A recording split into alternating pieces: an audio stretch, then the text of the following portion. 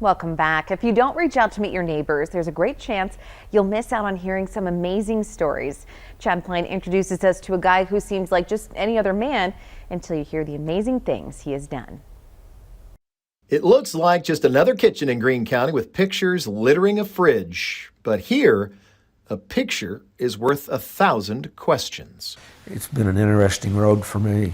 It has. I'd do it all again. David Trask's start with stardom happened in the early 70s when a young band called the Ozark Mountain Daredevils tried out a few new songs at a place called Steve's Sweetwater Inn.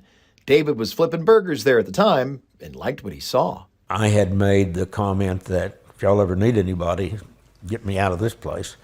So that's how it happened. After a brief stint on the Daredevils crew, David made his way to L.A. An old Daredevils acquaintance hooked him up with an up-and-coming band named Fleetwood Mac. He was working his way up the ladder and living the dream. We had rented this house that actually Sean Cassidy bought. So I'm staying in the house and just to watch the equipment. I'm the only one there, you know. And there was a bag of beef jerky laying on the table there. It had been opened and rolled up. And so I got in that and I ate it. All of it. Came back on Monday to do our rehearsals, and in comes Stevie with our little poodle, and she goes, "Has anyone seen my dog treats?" Now, David didn't get fired for that, but enjoyed more and more responsibilities with Fleetwood Mac in the years to come. By the late 70s, the country music scene was exploding, and so David went off to Nashville. He got hired by Waylon Jennings on the spot when he said he could tune a guitar. Well, that lie was discovered during a concert at the Astrodome when Waylon's crew called him out. At the end of the show there, he said, "You know what?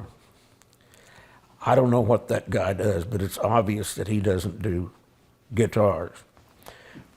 But he's obviously got a lot of nerve to say that he does, so keep him around." That eventually led to a road manager job and a 2 decades-long career with Waylon and supergroup The Highwaymen, featuring Waylon, Willie Nelson, Johnny Cash, and Chris Christopherson. Oh my gosh, if I could just go back and relive one of those nights, you know, it would just be great.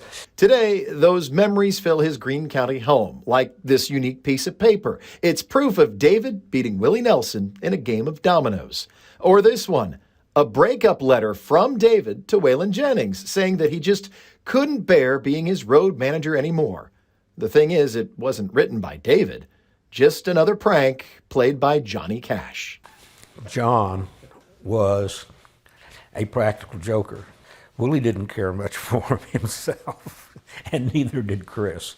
So John kept us all on our toes. His mom named him after David in the Bible because she wanted him to have a servant's heart.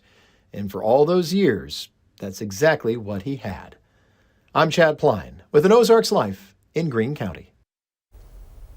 David also saved the day during the We Are the World recording. He found Bob Dylan outside the studio and let him past the security guards who wouldn't let him enter without a pass.